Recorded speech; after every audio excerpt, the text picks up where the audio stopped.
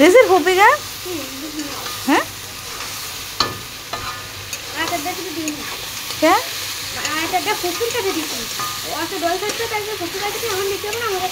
কয় আর কয়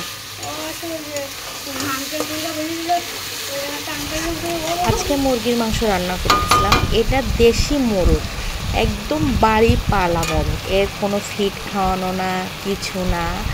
এটাকে জাস্ট ধান চাল এবং ভাত খেয়ে পালন করা হয়েছে। আমার বাসায় মেহমান আসবে, আমার বড় নন্দায়, সে পোলট্রির মুরগি খায় না, এই জন্য আমি তার জন্য আলাদা করে দেশি মোরগ কিনে আনছি এবং সে দেশি মোরগ রান্না করতেছি। দেশি মোরগটা খুব সুন্দর করে হালকা মশলা, আমি খুব বেশি মশলা দিইনি। যারা রান্না দেখলেই জাজ করতে পারেন তারা অবশ্যই বুঝতেছেন যে আমি খুবই হালকা মশলায় রান্না করছি। আমি আমার ছেলের সাথে কথা বলতেছিলাম এবং রান্না করতেছিলাম। দোকানে গিয়েছিলাম, দোকান থেকে 5টা চকোবিন কিনে নিয়ে আসছিলাম, তাই বলতেছিলাম আর আমার ভাগনা তাকে দিছে কিনা। এবং আমাদের 5 জনের জন্য, আমার ননদের, আমার 2 ছেলের আর ভাগনার 5 জনের 5টা কিনে নিয়ে আসছিলাম। আমি অবশ্য ছোটো মানুষের মতো চকলেট, চকোবিন, চকো এগুলো খাই। মুরগির মাংসটা খুব ভালোভাবে কষাই নিচ্ছিলাম।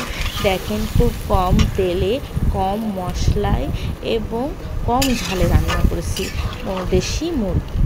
দেশি মুরগি অনেক টেস্ট লাগে যদি হালকা পাতলা রান্না করা হয়।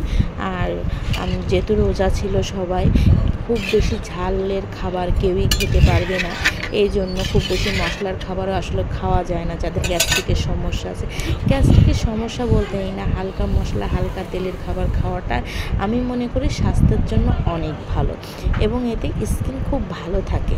অতিরিক্ত মশলা, অতিরিক্ত তেল খাইলে স্কিনের সমস্যা হয়। আমি খুব ভালোভাবে মাংসটা কষিয়ে তাতে ঝোলের পানি দিয়েছিলাম এবং একটু লবণ চেক করতেছিলাম। আমি মনে করি যে লবণটা না কম না বেশি, একেবারে পারফেক্টলি দিলে তরকারির স্বাদটা আসলেই অসাধারণ হয়। আমি লবণ চেক করে দেখলাম লবণ একটু কম আছে, পরে আরেকটু লবণ ছিটিয়ে দিলাম, কারণ আমার যদি শুধুই একটু খেতে লবণ কম লাগে তাহলে ভাতে তো আরও লবণ লাগবে। এই জন্য আমি সবসময় চেষ্টা করি পারফেক্ট রান্না করার চেষ্টা করি এবং পারফেক্টভাবে আমার হাতের কাজটাও করার চেষ্টা করি। কেন জানি না, আমার মনে হয় রান্না একটা আর্ট। আমার মনে হয় যে মেয়ে এই আর্টটা পারে না তার জীবনে কোনো সার্থকতা নেই, কিন্তু যে মেয়ে মাধুর্য সহকারে রাঁধতে পারে আর যার হাতের রান্না মানুষ একবার খেয়ে বলে ওয়াও, আমার মনে হয় সেই তো দুনিয়ার সবচেয়ে গুণবতী। লাস্টে দিলাম আমার হাতের স্পেশাল মশলা।